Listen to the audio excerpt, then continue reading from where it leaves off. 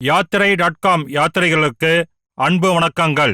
புனித யாத்திரைகள் நடத்துவதில் வெள்ளி விழாவாகிய 25 ஆண்டுகள் அமர்நாத் யாத்திரையை வெற்றிகரமாக நடத்தி 30,000த்திற்கும் அதிகமான யாத்திரிகர்களை அமர்நாத் குகை யாத்திரைக்கு அழைத்துச் சென்றுள்ள இந்தியாவின் நம்பர் 1 அமர்நாத் யாத்திரை ஆர்கனைசராக விளங்கும் யாத்திரை.com நடத்தும் 2026க்கான அமர்நாத் யாத்திரை ஜூலை 1 முதல் ஆகஸ்ட் 28 வரை தினமும் ஒரு குழு பயணம் என்று ஏற்பாடு செய்துள்ளார்கள்.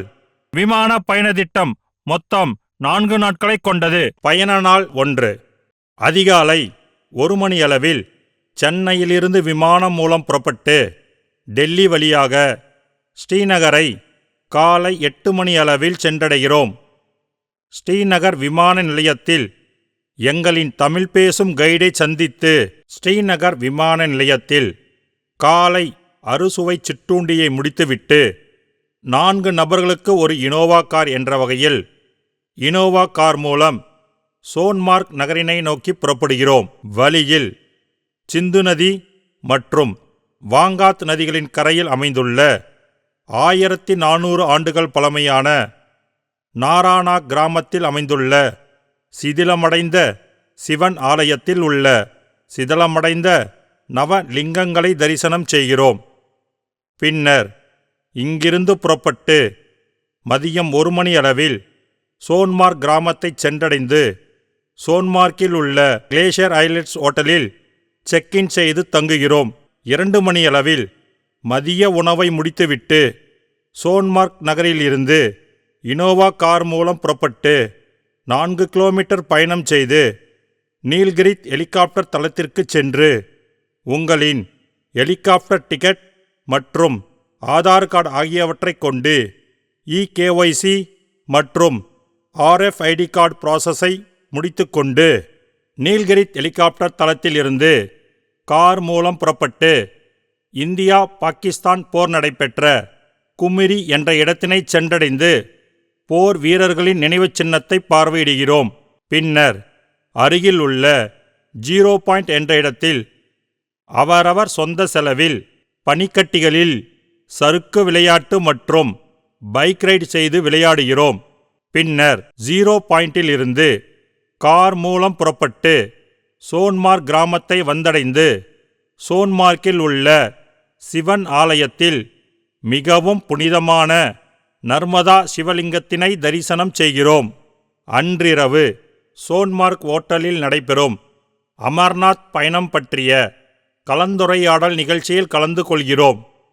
இந்த கலந்துரையாடலுக்கு பின்னர் இரவு உணவை முடித்துவிட்டு சோன்மார்க்கில் உள்ள கிளேசியர் ஐலட் நட்சத்திர விடுதியில் இரவு தங்குகிறோம். பயண நாள் 2 அதிகாலை 4 மணி அளவில் சோன்மார்க்கில் இருந்து கார் மூலம் புறப்பட்டு 15 நிமிட பயணத்திற்கு பின் அமர்நாத்தின் அடிவார பகுதியான நீல்கிரித் ஹெலிகாப்டர் தளத்தை சென்றடைகிறோம். பின்னர் நீல்கிரித் ஹெலிகாப்டர் தளத்திலிருந்து ஹெலிகாப்டர் மூலமாக புறப்பட்டு 12 நிமிட பயணத்திற்கு பின் பஞ்சதரணியை சென்றடைகிறோம். பஞ்சதரணியிலிருந்து அவரவர் சொந்த செலவில் குதிரை அல்லது பல்லாக்கு மூலம் 5 கிலோமீட்டர் பயணம் செய்து அமர்நாத் குகையை சென்றடைகிறோம். அமர்நாத் குகையில் சிவனால் பார்வதி தேவிக்கு மரணமின்மை மந்திரங்கள் சொல்லித்தரப்பட்ட இடத்தில் உள்ள பனிக்கட்டியால் ஆன சிவலிங்கத்தினை தரிசனம் செய்கிறோம். மேலும் 51 சக்திபீடங்களில் முதல் சக்திபீடமாக திகழும் பார்வதி தேவியின் தொண்டை பகுதி விழுந்த இடமான பனிக்கட்டிகளில் அமையப்பெற்ற பார்வதி தேவி மற்றும் விநாயகரை தரிசனம் செய்கிறோம். பனிலிங்கத்தை தரிசனம் செய்த பின் சிவனால் வரம் பெற்று அமர்நாத் குகையில் பிறந்து மீண்டும் மீண்டும் மறுபிறப்பு எடுக்கும் 2 புறாக்களையும் தரிசனம் செய்கிறோம். அமர்நாத் ஷைன் போர்டு மூலம் வழங்கப்படும் வெள்ளி நாணயத்தை பிரசாதமாக பெற்ற பின் அங்கு குழாய் மூலமாக அமர்நாத் பனிலிங்கத்தில் இருந்து வரும் தீர்த்தத்தினை நமது வாட்டர் கேன்களில் புனித நீராக பெற்ற பின் மீண்டும் 5 கிலோமீட்டர் குதிரை அல்லது பல்லாக்கு மூலம் பயணம் செய்து பஞ்சதரணி ஹெலிகாப்டர் தளத்தை வந்தடைகிறோம். பஞ்சதரணியில் இருந்து ஹெலிகாப்டர் மூலம் புறப்பட்டு 12 நிமிடம் பயணம் செய்து நீல்கிரித் ஹெலிகாப்டர் தளத்தை வந்தடைகிறோம்.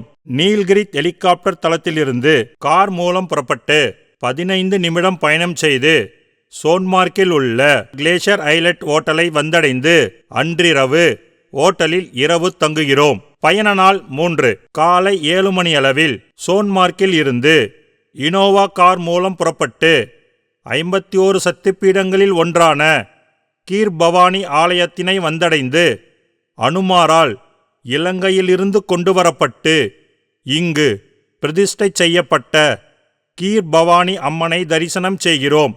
பின்னர் கீர் பவானியிலிருந்து இனோவா கார் மூலம் புறப்பட்டு ஸ்ரீநகரை சென்றடைகிறோம்.